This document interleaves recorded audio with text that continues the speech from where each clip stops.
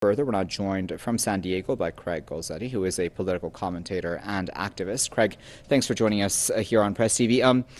Two things jumped out at me, Craig, and I wanted to get your thoughts on them. That Shinzo Abe said that there is no point in dialogue with North Korea, and Donald Trump essentially echoed that, saying the era of strategic patience is over. What do you make of that?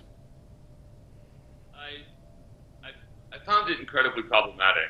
I think we've seen these jingoistic calls for action against North Korea by Donald Trump, now echoed by the leadership of Japan, which is difficult to stomach, considering that Japan has seemingly far more to lose from destabilization in the region than Donald Trump does.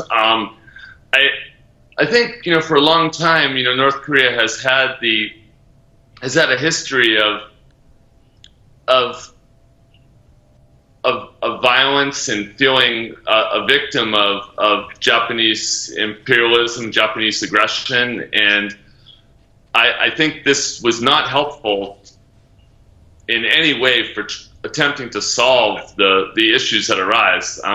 North Korea is isolated. North Korea is in a place where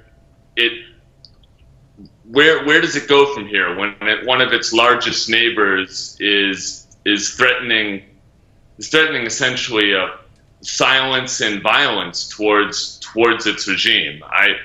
I do think one silver lining in what was said by Prime Minister Abe was the call for greater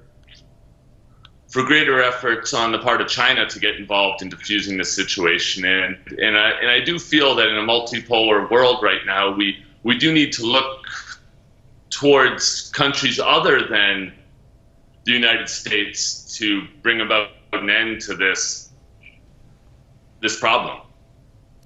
So, Craig, what do you think will be achieved during this trip that Donald Trump is on of Asia? Obviously, North Korea does seem to be the focus.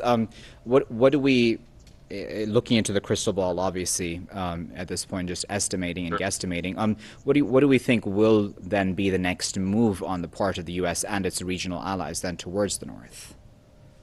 I think the United States is attempting to shore up its alliances with both Japan, South Korea, Taiwan, other nations that it feels can help further the national interests as Trump perceives them of the United States, which seems to be at this point of destabilizing things, of pushing North Korea into some type of corner whereby it will be forced to give up its sovereignty and its programs that may or may not involve furthering its nuclear capacity. I think that it's a game of dangerous brinkmanship that the United States' allies in South Korea, in Japan, even to an extent in China and the nations of Southeast Asia,